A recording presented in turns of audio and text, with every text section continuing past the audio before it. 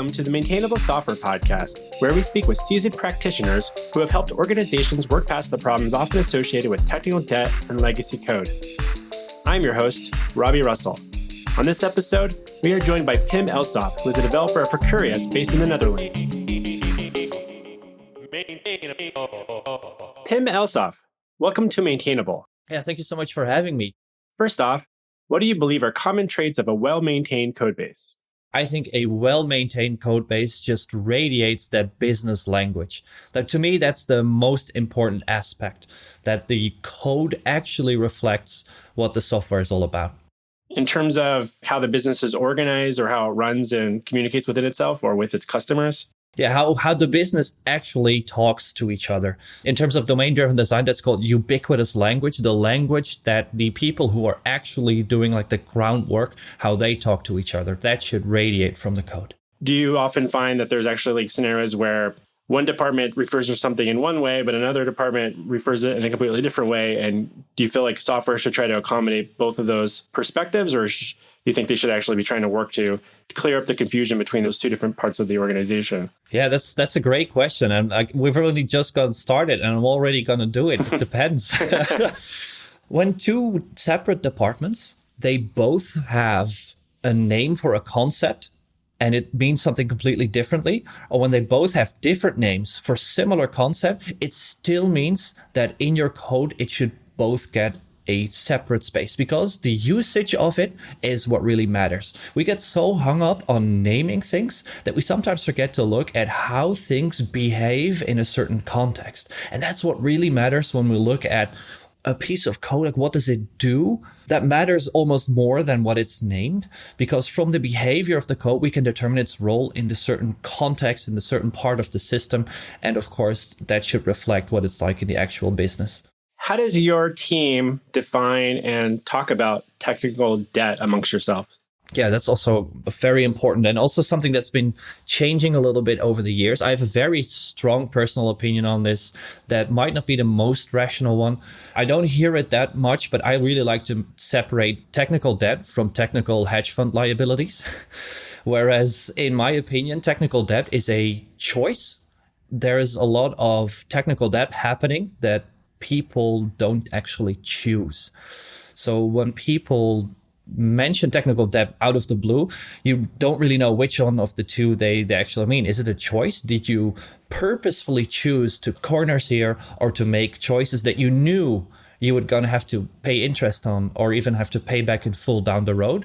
Or did you just make bad decisions? Did you not explore enough? Did you perhaps not have the technical capacity to understand what you were doing as you got into this? And as a result of that, did you end up with a mess? In my opinion, usually people conflate the two. And as a result of that, they don't really have the tools, the know-how to prevent getting out of it. In my team, we talk a lot about choices. We talk a lot about how we're going to approach certain things. And we also try to discuss as much as we can when we made the wrong choices. Usually we more end up with the hedge funds than we do with the debt. And that's, I can kind of be blamed for that as the senior developer of the team. It's a lot of learning.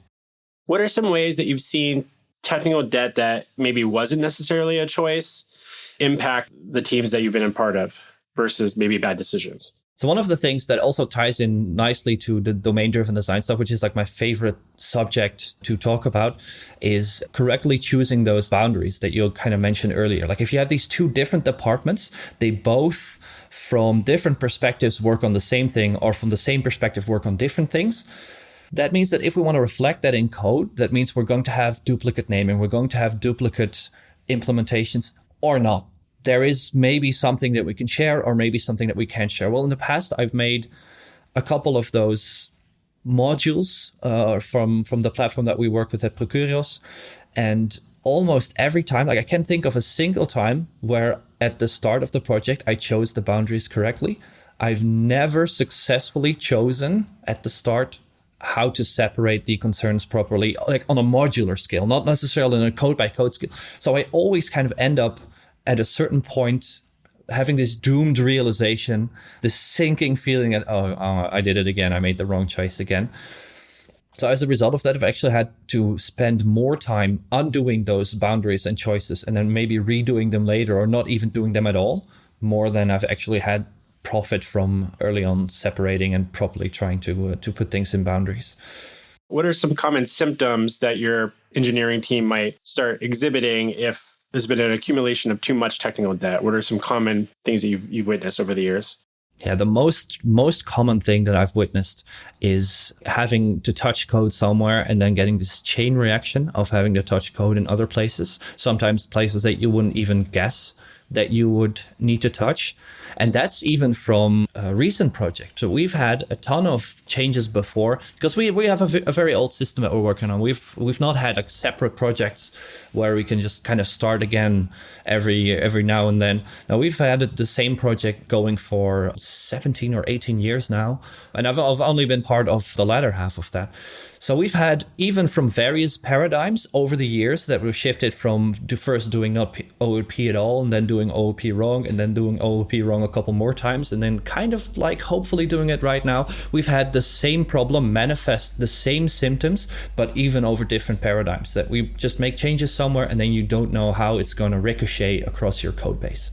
Are there processes that your team has experimented with implementing over the years that keep on top of those types of issues? Or is it kind of a whack-a-mole or as things pop up type of problem firefighting? Yeah, most of our efforts have aimed at preventing it from happening rather than fixing it when it does occur.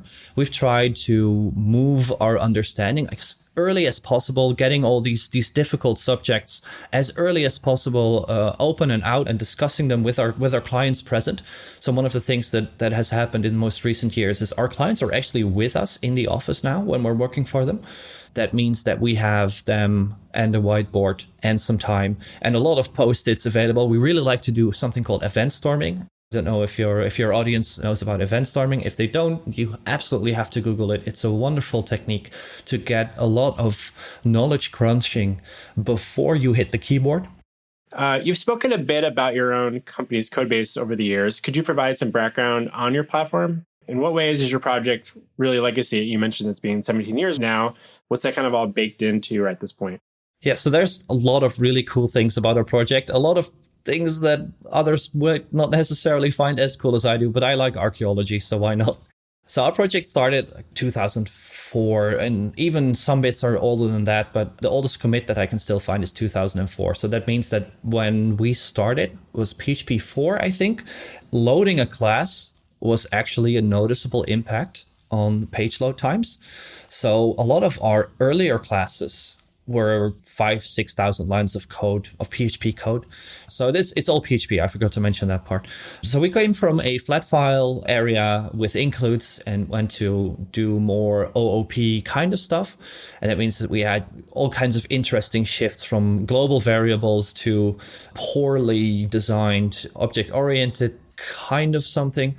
And we've now moved to a mostly modular, using hexagonal architecture and all that kind of cool stuff that really helps us solve some of these boundary problems that I've mentioned before. Because we have like 3.5 million lines of PHP code split over something like 600 modules.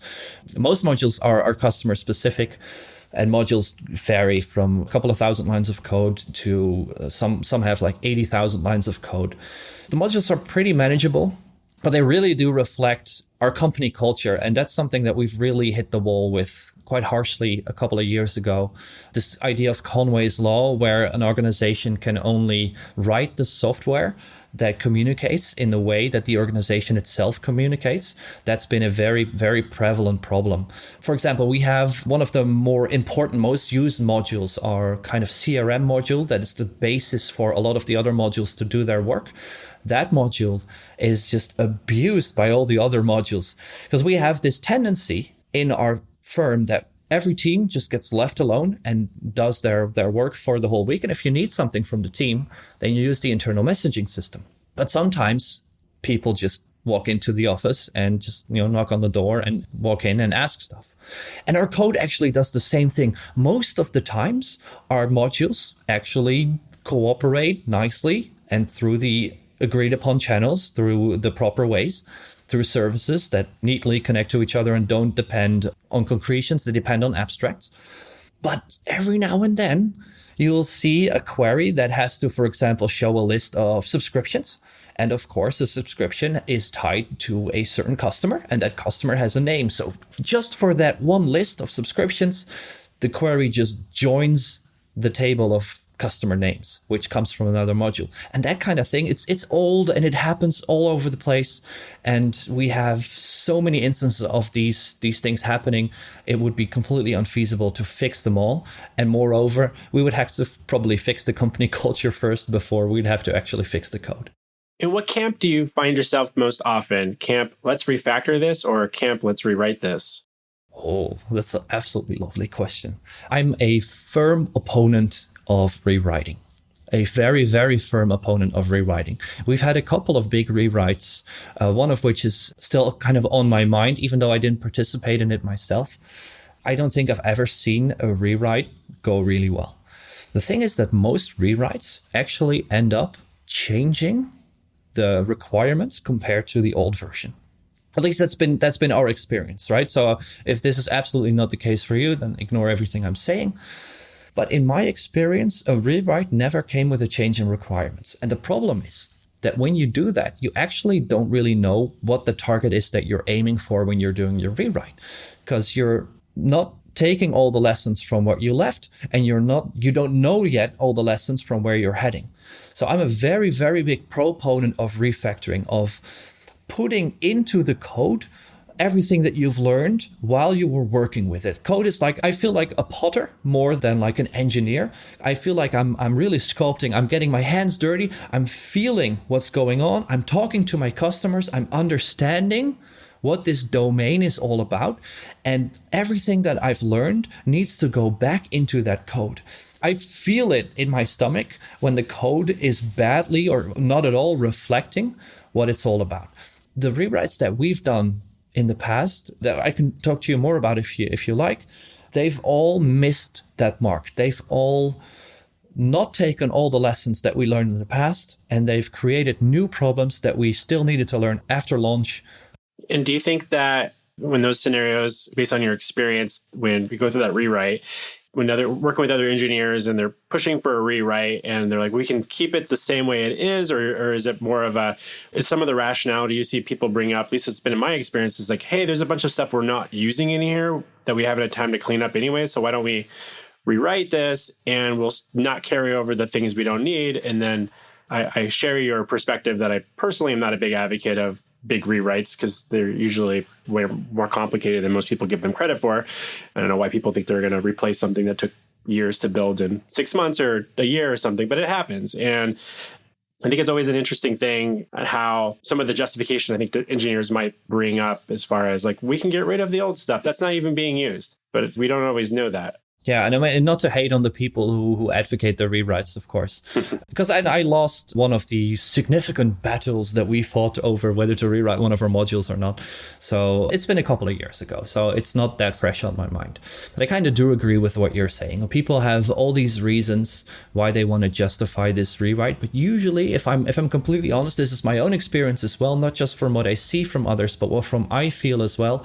Mostly people have their mind made up, and then the arguments come. So I have to be very mindful towards others that even if I think their arguments might not be the most sensible ones, my own probably aren't the most sensible ones either. So I have to be nice to them and nice to myself. What would you say has been your single biggest mistake that you've made as a developer? So it happened kind of before this rewrite. So I've been at Procurios for 7 years now. That's not even like half of the time of some of the other developers. We don't hire a lot of new people that often, but we have a very, very high retention rate. Well, it could also signal that we're just a bunch of nasty people, but I like to think we're nice.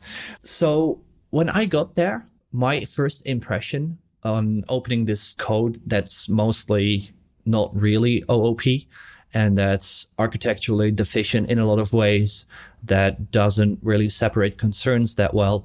So for example, we had like these homemade implementation of active record that would just lead to models being thousands of lines of code and doing all kinds of stuff. So I kind of set out to fight this injustice that was done upon this code and to really impress upon others that there's a different way to structure code and to reason about code quality. So after 2 weeks of working there, I gave a lightning talk, like a 5-minute quick talk on how I structure my code and how I view code quality. And basically what I try to leave people with is, as a rule of thumb, a function shouldn't be more than 7 lines of code. That's coming from a place that only had getters and functions of 50 lines of code. So that was contentious. Yeah, everyone was saying, that's not possible. Well, I kind of got upset with that, and I kind of did my best to show that is possible. Just, look at what I'm doing. But it kind of set me off on this trajectory of fighting everyone. So for my very first year, I had some successes with showing that it actually was possible to write better code, or at least what I thought was better code. And I had a good year. But I spent so much energy fighting everyone and being a generally unpleasant teammate that my next couple of years were actually pretty hard. It was, from the very start, it wasn't that pleasant for my teammates, but I was very productive. So they were kind of happy to have me. But I was not a nice person to be in a team with, not at all. And so after, I think it was 3 years that I was there, I actually had a public argument with someone and had to make a statement of apology, just because I completely messed up. I burned someone alive in the public space, and it was absolutely not friendly. It was absolutely not nice. It was a horrible move on my end. I still feel this defensive part inside of me that also wants to blame the other guy. It's just a very, very unhealthy place that I came from, and a very unhealthy behavior for a professional environment. And it came from a place of genuinely caring about code quality, but it also came with a lot of hubris about what that actually means, and a lot of disrespect and disregard for the technical capacities of my coworkers. So while that was a very unpleasant moment for both the coworker that I treated unfairly and all my other coworkers that had to witness that, and for myself as well, it was a very formative and very good learning experience for me. And I actually set out to learn a lot about teamwork and psychology and all that kind of stuff. It did set me on a much better path. I stopped arguing. I don't argue even on the internet anymore. I'm very firm in the camp of show, don't tell now, not for my code, but also for myself. If I almost get into an argument with someone, I'll just say, okay, look, well, why don't you show me? And a little bit later, I'll show you. That's actually been a much better experience. People don't take me up on it very often, but when they do, it's always very pleasant. That's great. I came across a handful of talks that you've given at developer conferences. In one of the talks titled The Developer's Model for Talking to Managers, you touched on the importance at getting really efficient at speaking with management, stakeholders, and product owners. Why do you believe this is an important area for developers to focus building some expertise at? So I'll have 2 answers to that one. The first is like this, like the thing that we as developers can actually go out into the public with. And the second one will be a private answer for developers only that no one else can listen to. So the first answer I would give is, do you know the movie Office Space? Have you ever seen that movie? Yeah, of course. So Office Space, for those who haven't seen the movie, is this typically 90s developer culture where developers work for this big bank and they just get treated like they're low-life scum, and their boss just bosses them around, and the developers have a generally really, really bad time. And what's very typical about that movie is that the developers see things going wrong. They're basically at the point where they don't even talk about it to management anymore, and they're very much in a victim place.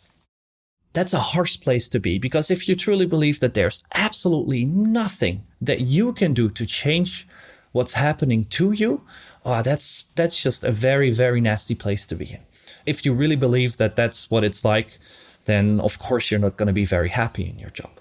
Now, what's interesting comparing today's developer culture and basically our market compared to the 90s is that developers are very scarce now. Well, there's so much work to do. So instead of developers sticking with their job and feeling really bad for themselves, developers have turned to saying no. If your boss is mean to you, you just say no, and then you quit. Now, I think that's much better than just saying yes and messing up. But there's a downside to saying no, especially if you're not going to immediately quit. That's because your boss, your manager, your salespeople are trained to turn no into yes. So if you want to have an argument with your salesperson and you want to say no and he wants yes, he's going to get yes. Like, I'm fortunate enough to have two salespeople who are genuinely really good people who have worked with me with all the difficult stuff that we've had over the past years. But still, they are so good at turning no into yes that I remember conversations from years ago where they'd ask me something and I set out to say no. We talked for 10 minutes. I walk away and I think to myself, what did I just agree to? I mean, it happens to the best of we lack the tools and we lack the training. We lack the natural affinity to deal with these people in a manner that is well for us when it comes to confrontations. We're just not going to win confrontations with them because that's their expertise and not ours. But our expertise is in problem solving. So instead of saying no, because it can't be done, what we can do is say yes to other things. So if they ask us, hey, there's this customer and they want all this stuff to be done in 5 weeks, can we do that? Then you can say, well, we can have a conversation with them and see if we can cut down the list of features a little bit, or see if there's like an easy solution to some of these features. So we can have some wiggle room. Maybe we can have a conversation with them about expanding the budget. Maybe you have some other ideas, or what do you think? But this 5 week stuff, that's not possible. That's not going to happen. But we don't say it. We just kind of leave that in the background, because the moment we start to argue about whether that can be done or not, we're back in no land. So that's the public answer. The private answer is, have you ever had a negotiation for your compensation? Being the owner of my business, it's been a long time since I've had to have a conversation like that. The few developers that do come to me with that is always an interesting conversation. So the ability to properly negotiate for what your time is worth, that's a wonderful skill to have. And you get it as a bonus, so why not? In your talk, you acted out a number of, I think, some really great scenarios of how developers and product owners or managers might interact with each other, and how people transition between the adult ego state and the child state during typical software development problems, i.e. maybe a project that you previously estimated was going to take 5 sprints, maybe is now looking like it's going to take twice that. Could you explain or expand on that concept a little bit further for those who haven't yet had a chance to watch that? Yeah, it's by far favoriteest talk to give. I absolutely love showing that one on stage. Sadly, it's not as popular as some of my more technical talks, but that's okay. So when it comes to these conversations, sometimes these conversations just don't go as well as you would like. Usually when a conversation doesn't go as well, it means that either one or both of the participants are experiencing something that isn't what we would normally expect from these people. Like if they're, normally walking around having a good day, they wouldn't respond like that. They only respond in certain ways when they're under pressure, or when they're not feeling so well, or when they're unhappy, or when there's something's going on. Any kind of stressor can cause these responses, but we see at work, of course, most often these stressors in the form of conflicts over interpretations of requirements, what exactly is or is not technical debt, on whether we should use tabs or spaces, or any of these stressors that cause people to respond in a different manner. Now, all these conversations, they've been analyzed by, I forgot his name. I think it was Eric Byrne somewhere in the 50s. And he wrote a really good book about it called Games People Play. In that book, he basically describes 2 models of looking at how these conversations go. Maybe he describes some more models, but there's 2 models at least that I took from this one. And the one that you were just mentioning, this ego state model, talks about from the perspective of relations between adults, between parents and children, on how these conversations are going, like what's going on here, what's happening. So for example, one way that these conversations can go is I will come to you and I will say, hey, can we do this in a couple of weeks? And you will go, oh, here's he again. Oh, this, can't you just figure this out for yourself? Oh, it's so annoying that you always come to me with these problems. When you act like that, I mean, it's probably due to certain kind of context. It's understandable, but we all kind of see that that's not a healthy response. But there's a way of actually figuring out what's going on here. From the way that you would respond in this example, I would say that you're coming from me from a judging parent side. And that kind of means that you're trying to push me down into an adapted child role. So that means that you want me to just conform and go away. Now, these conversations, if you're interested in these kinds of models, there are really good YouTube videos about it and all kinds of other stuff. It's called transactional analysis. These conversations always have to resolve. A conversation on an unhealthy level always has to resolve. Someone has to go into the parent-child, the other has to go into the child state. And until that has happened, the conversation cannot end. Now, the healthy thing to say is to recognize this and pull yourself out. So if you were to respond to me like that, the healthy thing for me to say would be just, okay, and just walk away. But the unhealthy thing, of course, for me to say is, oh, God, I'm so sorry. I mean, are you okay? Are you and be really concerned about what's going on for you. So is there some guidance you can offer? Let's say there's an engineer who's working at a company. Their concerns about the long-term maintainability of their software are not being heard by management. What sort of advice might you give them on how they could start navigating those conversations with management? That's a very, very good question. A very important question, I think, because this happens to most companies all over the place. I think that there's not a single company out there where there's not an engineer who thinks, oh, everything is going to burn down, excrement is going to hit the fan, and all kinds of bad things are going to happen. If you signal something, if you see something's going on, then it's your responsibility to say something. Let's get that out there first. If you see something, you say something. The moment you stop saying something, it means the company's already lost, or at least your job is kind of already lost. It means you've given up. It means you've moved into apathy. So that's the last place that you want to end up. But of course, if you keep saying something and people don't respond to it, that's very unhealthy too. And it's very unrewarding for you to, you take this public stance to say something and people just keep ignoring you or putting you down. So I would say that the way you deal with this is just look at it from a professional interaction. It is a professional interaction. It's not a friendly or conversational or whatever. It is a professional interaction. So the professional thing to do, in my opinion, is to mention it as often as you think makes sense. So don't open it up in every conversation, but keep mentioning it because that's your responsibility. You are paid to provide the correct information to management to make these kinds of decisions.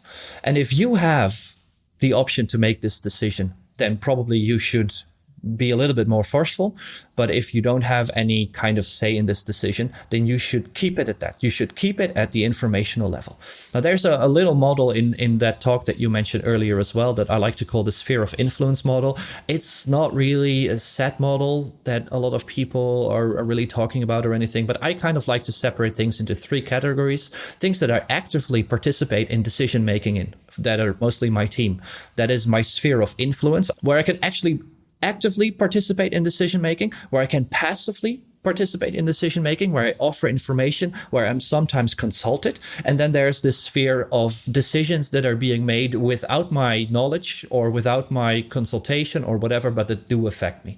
Now, this engineer reporting on technical debt is either directly involved or indirectly involved in decision making, which means either you have to convince the other decision makers or you're just going to have to hope that the information is being used correctly. Now, if you have the option to convince your other decision makers, then I suggest you get really good at talking, really work your arguments out, read Cicero or some other of the Greco-Roman philosophers and really work on your argumentation skills, but also accept the arguments of others, listen to them, because if you want people to work with what you are saying, then you have to work with what they are saying. The 4 levels of listening, listening just so that you can respond, listening so you can actually kind of parse what they're saying, listening to actually understand, and listening to actually empathize. Unless you listen to empathize, people will never listen to empathize with you. So that's what I would say. If you are an active decision maker, make sure you empathize with everyone else so that you invite empathy for you. If you're a passive decision maker and if you're just talking to management, then this is the situation I am most of the time. What I do is I give my information whenever asked, sometimes when it's not asked, and I write it down. And I see the decisions that are being made with the information that I provide.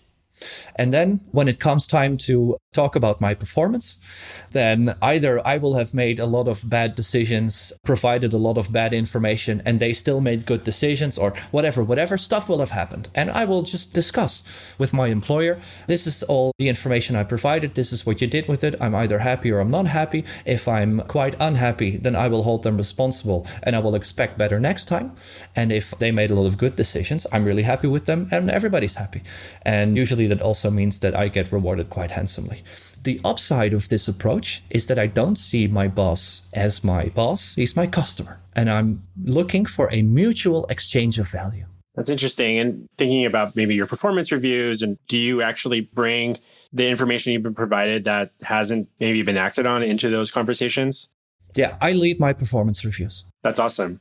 Probably a lot of the listeners are probably like, all right, I show up to a meeting and someone gives me some feedback from the team or something and give me some suggestions of things I need to work on or where my strengths are, maybe some weaknesses to work on. But yeah, it's not always been a scenario where I've seen a lot of developers being that kind of like be enough of their own advocate outside of maybe conversations about compensation. I feel like that's usually one place, but I feel like there needs to be probably more conversations about the other aspects of the role that like, this is painful for me the way we've been working and I've been advocating for this and I do not feel like I'm being heard. How are we going to fix that so that I have a reason to want to continue working here a year from now? Yeah, I mean, and you're an employer, right? Yeah. So what would you prefer? How would you prefer your employees' performance reviews go, if you're even doing performance reviews? Because I hear a lot of people aren't even doing them anymore and have different ways of dealing with these with the goal that performance reviews are working towards. That's a great question. How we do things is we do like 360 reviews primarily so it's mainly feedback from peers and from a few other managers. And occasionally we'll maybe introduce some customers into that process if they're working really closely with the customers. And then we kind of share what my understanding of kind of a collective view of that and try to provide some of the raw feedback that's been provided. But I think from a performance perspective, as a consulting company, we're like basically tracking our time against projects for clients. And so it's a matter of like, usually the metrics we can look at are related to how consistently billable are you, how you're hitting those types of goals, and can be a little bit more tricky to get into the weeds of like, you got these X things done under estimate, or I don't go into that sort of thing. So I think from a certain level, I think I've not really known how to approach performance reviews. And I think that probably speaks a little bit to just my own personal experience as a developer.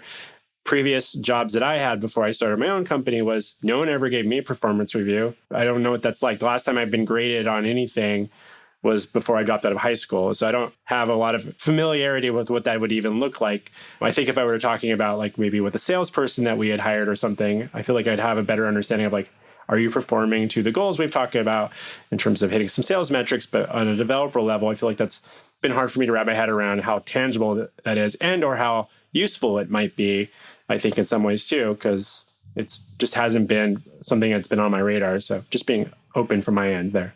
No, but I think it's very interesting that you mentioned that you've never gone through this process. And I've heard that too quite a lot, that a lot of developers don't actually work for a company with performance reviews. And I kind of understand from some perspectives. I do feel that sometimes, and this is my personal opinion, you can shoot me down for it. Hit me up on Twitter if you hate me for it. I think we sometimes lose track that we are actually running a business and we do want to optimize our processes, to make money. That's what we're doing. I want my company to get filthy rich from me so I can get a little bit less filthy rich from them. They run all the risk, so I'm very happy to reap the rewards. It's a good point. I know that like, even just from like my own development team, just putting some scorecard metrics in place for something that we can talk about on a regular basis outside of the time that they're tracking and putting into the projects that they're working on and how much time we're potentially having to absorb because of whatever. Yeah, we all want to help each other succeed, right? That's why we're a team. Yeah, that's true. It can be refreshing to hear how I think some developers can think about how what their role is in helping a company make money versus worrying, I think, as an employer, like, oh, I don't want to push them too hard because there's a shortage of developers. And you're kind of like, where's this boundary line here of I want to make sure I'm getting enough out of them so that they feel fulfilled and they're being challenged and getting to learn new things and not getting in a rut with the projects that they're working on. But how do I also hold them accountable to their goals for helping us help our own bottom line? And so it's always like this weird thing, like how much do we talk about money at an organizational level or not, outside of like salaries? And we're pretty transparent here about how much money we're making on a week-to-week basis with our client work. But there still is always like this weird, like maybe we're talking about the wrong thing and we need to think about some of the other aspects to helping them. I don't want to use money as like a carrot stick, I guess, in some ways. And it's always about all the other aspects of providing some autonomy and helping them hone in their craft and giving them opportunity and to explore, go outside of their comfort zone and grow from that. And that's always about, that's the thing I'm trying to offer, I think, more often than anything, at least the things I talk about with my developers in one-on-one conversations and such. But there probably isn't enough conversations about just some of the baseline business stuff. Yeah, but it would also be really great if developers would take more, and this is kind of the thread of my entire works, of all the talks I've done, of everything I've always done. The thread of it is, what can you as a developer do? And one of the interesting things about our industry is that we're a little bit of a front runner when it comes to what are you actually investing as an employee? Because I'm not just investing my 40 hours a week time. I'm investing my energy. I'm investing my emotional state. I'm investing a lot of myself into this company. I bring a lot with it back home, even though I try really hard not to work at home. But I think about it because I really enjoy my job. I want to help the company succeed. I can't help but think about these things. So we're not just looking at it from a time for compensation kind of relationship. We're really looking at it from I'm giving it my all and I want something valuable in return for that. And that's why I'm so happy that I have this mutual exchange of value relationship with my employer. Even for me, it's much more than just the compensation. It's also all the other opportunities that I get that I'm very happy with. That's great. What sort of tips might you offer a developer that's never felt like they've been able to have a conversation? Maybe they're not anticipating that their manager is going to be the first one to bring it up. How might they start those types of conversations up if they do give a shit about the organization or the bottom line? So I would say that you can't change the way that you approach conversations just like that. That takes a lot of time and investment. So I would say, if you notice that in your own career, if you notice that in your daily life, in your profession, and you want to do something about it, I would say you need to set a realistic time frame. Like it took me years to go from shouting at someone on an internal chat forum to maybe not shouting anymore at people on an internal chat forum. Now, that's a little bit exaggerated. It took me a couple of years to go from being not so nice to my coworkers to try and really be aware in the moment of the effect that I'm having on my team. And of course, I still make plenty of mistakes, but at least people can talk to me about it. And I hope I'm receptive enough to have these conversations. Now, there's a lot of things that you can study in this regard. For example, watch those transactional analysis videos, see if they hit the spot for you, or maybe there's another model that fits better. There's a dozen different models on conversations and how you can make sure that you have the impact in a conversation that you'd like. And you're going to mess up a dozen times, a trillion times before you're actually going to have these conversations in a way that you like. So the very first step would be 3 months after a conversation, it hits you, oh, I should have said this. And I'm sure almost everyone has these conversations, like where you lay awake at night thinking, oh, I should have said this, I should have said that. So when you start to learn about these conversation models, the Rose of Leary or Leary's Rose or something like that, it's another really good conversation model. So when you start to think back of your conversations, it's going to take you weeks before it hits you what happened in a conversation given a certain model. And then it takes you 2 weeks, and then it takes you 1 week, and then it takes you a day, and then it takes you an hour, and then you have it in the moment. You in the moment realize what's going on. And the next time you don't only realize it, you can actually act upon it, because that's what it's all working towards. And it might take you a year, it might take you 2 years, but you're going to get at that spot where you don't have to emotionally lash out and respond in the moment to what's happening, but you can just take a moment and say, you know what? I'll get back to you tomorrow. that's the best first step that you can already hope for. Someone comes up to you and wants to ask you a really difficult question or put you on the spot, and you're just going to say, I'll talk to my team about it. That's great. Patience and practice on a lot of different aspects from a professional development perspective isn't just about learning how to be better about refactoring your code, but probably refactoring how you converse with your coworkers. What book do you find yourself recommending to software developers most often? The actual truth is that I most often recommend a book that is sadly not translated into English. I would absolutely love this book to be translated into English because it's a book about talking. It's called Verbaal Meesterschap. So if there's any Dutchies out there listening to this podcast, Verbaal Meesterschap by Remco Klaassen. That's the number one book that I recommend. And it's actually true. That's the book I recommend most often. Besides that, I'm just going to have to go with the Blue Book, the Domain-Driven Design, Tackling Complexity in the Heart of Software.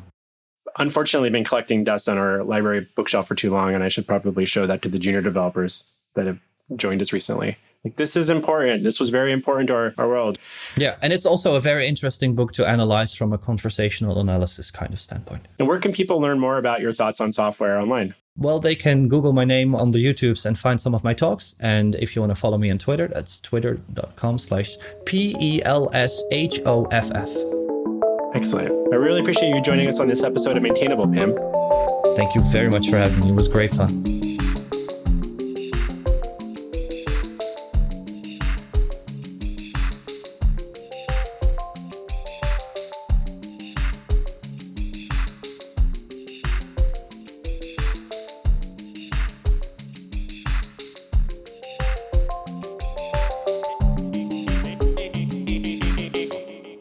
Maintainable.